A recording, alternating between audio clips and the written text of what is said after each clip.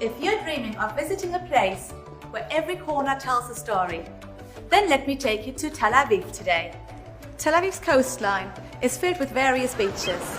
Gordon Beach, Freshman Beach, and Banana Beach are some of the main beaches bustling with people soaking up the sun. Tel Aviv is known as the cultural hub of Israel, and the art scene is huge and noticeable throughout the city. Between large festivals, private galleries, and street art tours, you will find so much to be amused about. You will find Mediterranean and Middle Eastern influences as you browse through a menu in a restaurant in Tel Aviv. Sabi, also called savage, a vegetarian stuffed pita sandwich, is a must try. There's so much more to explore in Tel Aviv.